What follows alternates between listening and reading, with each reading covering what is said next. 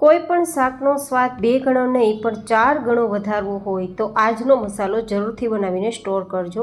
એની time કોઈ પણ શાક, જેમ કે ભરેલા શાક હોય, ગ્રેવીવાળા શાક હોય કે પછી નોર્મલ શાક હોય, તેને ખૂબ સ્વાદિષ્ટ બનાવશે અને તમારું કામ ખૂબ સરળ બનાવશે. કારણ કે એકવાર મસાલો બનાવી તમે લાંબા સમય સુધી સ્ટોર કરી શકો છો અને મિનિટોમાં આવા ટેસ્ટી શાકને તમે તૈયાર કરી શકો છો. તો ચાલો એકદમ હેલ્ધી ટેસ્ટી મસાલો બનાવવાની રેસીપી શરૂ કરીએ. તો જેમના માટે ગેસ ફ્લેમ પર એક કડાઈ રાખીશું અને તેમાં સૌથી પહેલી ઇન્ગ્રેડિયન્ટ્સ લેશું આખા ધાણા, લગભગ 4 મોટી ચમચી જેટલા છે. ટેબલ સ્પૂનથી જોઈએ તો 4 ચમચી, અને 1 ચમચી જેટલું જીરું લેશું અને સાથે 1 મોટી ચમચી જેટલી વરિયાળી લેશું. સાથે તજનો ટુકડો લગભગ અડધા જેટલો મેં લીધો છે. હવે લેશું 2 ચક્રફૂલ, જેને બાદિયા કહેવાય તે.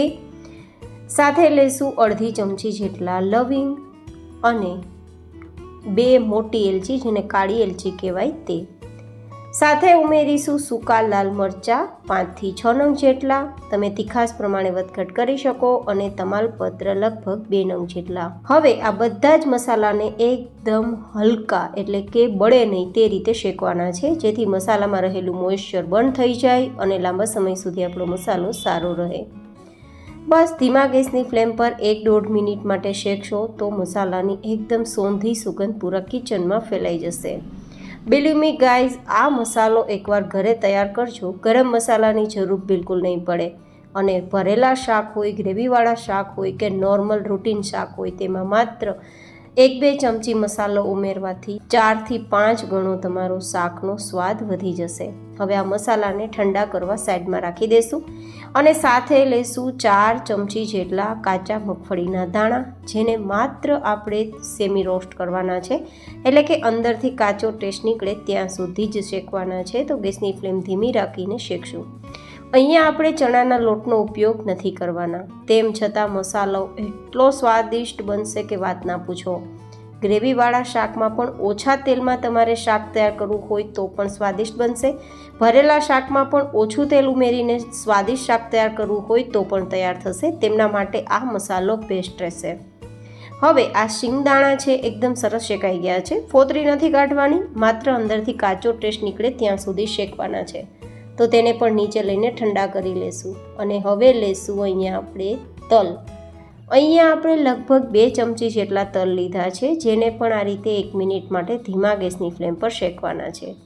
વધારે શેકવાની જરૂર નથી, માત્ર મોઇશ્ચર બંધ થાય તેટલે સુધી જ શેકવાના, જેથી મસાલાની સેલ્ફ લાઈફ વધી જાય.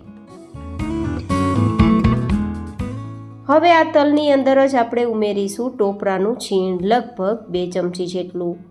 માત્ર હવે આપણી ગેસની ફ્લેમ બંધ કરી, કડાઈ ગરમ છે, તલ ગરમ છે, તો તેમાં અડધી મિનિટ આ રીતે ચલાવશું તો ટોપરું શેકાઈ જશે. કારણ કે તે લાઇટ વેટ હોય છે ને, તો ફટાફટ બળી જાય છે. આ રીતે મસાલો તૈયાર કરશો તો શાક તમારું સ્વાદિષ્ટ તો બનશે જ, પણ સાથે હેલ્ધી બનશે. કારણ કે આપણે મસાલામાં એવી જ સામગ્રીઓ લીધી છે જે હેલ્ધી પ્રોપર્ટીઝવાળી હોય અને એટલા જ પ્રમાણમાં લીધી છે જે નુકસાન ના કરે. હવે આ બધી જ જે સામગ્રી છે તેનું માપ મેં સ્ક્રીન પર ઓલરેડી આપેલું છે, જેથી બિના કન્ફ્યુઝન તમે તૈયાર કરી શકો. આ બધી સામગ્રીને હવે પરફેક્ટ ઠંડી કરવાની છે. એકદમ સરસ સામગ્રી ઠંડી થઈ જાય પછી આપણે મિક્સરમાં લઈ લેવાનું છે. સૌથી પહેલાં દાણા, ટોપરું, તલ આ બધું શેક્યું છે ને તે લઈ લેશું અને પછી તેનો પાવડર તૈયાર કરી લેશું. હવે આ પાવડરને એક્સ્ટ્રા વાસણમાં લઈ લેશું. તમે જુઓ આ રીતે સરસ પાવડર તૈયાર થયો છે. હવે આ જે આપણા ખડા મસાલા છે ને તેને પણ પાવડર તૈયાર કરવા માટે મિક્સરમાં લઈ લેશું. અને હવે એક્સ્ટ્રા મસાલા આપણા જે ડ્રાય હોય છે ને તે ઉમેરવાના છે, જેમ કે હળદર પાવડર 1 નાની ચમચી જેટલી, સાથે હિંગ અડધી નાની ચમચી જેટલી, નમક ઉમેરી દઈશું 1 નાની ચમચી જેટલું, આમચૂર પાવડર 1 મોટી ચમચી જેટલું અને ખાંડ ઉમેરીશું 1 ચમચી જેટલી. હવે તેનો પાવડર તૈયાર કરી લઈશું. સ્ક્રીન પર માપ આપેલ છે. આ રીતે સરસ મજાનો દરદરો પાવડર તૈયાર થઈ ગયો છે, તમે જોઈ શકો છો. પણ હવે આ બંને મસાલા જે આપણે સિંગદાણાને બધું પાવડર તૈયાર કર્યો ને તે અને આ મસાલા બંને મિક્સ કરવા માટે ભેગા કરી દઈશું મિક્સરમાં. આપણે એક સાથે નથી દળવાનું, અલગ અલગ એટલા માટે દળવાનું છે કે સિંગદાણા, તલ અને ટોપરામાં તેલ હોવાના કારણે બરાબર મસાલો ગ્રાઇન્ડ નહીં થાય. તો અલગ અલગ ગ્રાઇન્ડ કરી પછી આ રીતે ભેગા કરી 1-2 ચક્કર મિક્સરના ચલાવશો તો બધું જ મિશ્રણ ભેગું થઈ જશે. આ રીતે મસાલો તૈયાર થઈ જશે.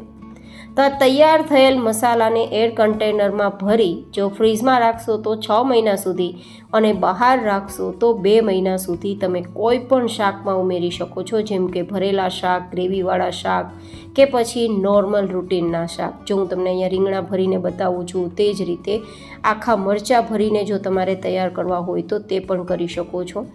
અથવા તો નોર્મલ રૂટીનમાં જે આપણે શાક બનાવતા હોય, પછી બટેટાનું શાક હોય, ટમેટાનું શાક હોય કે કોઈ પણ શાક હોય, તેમાં તમારે ગ્રેવી તૈયાર કરવી હોય તો બસ 1-2 ચમચી જેટલો આ મસાલો ઉમેરો, મિક્સ કરો અને ગ્રેવીવાળું શાક તૈયાર.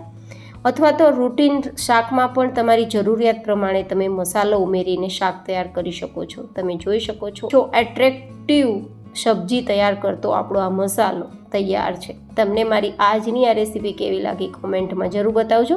ફરી મળીશું એક નવી જ હેલ્ધી રેસીપી સાથે. ત્યાં સુધી stay healthy and stay happy.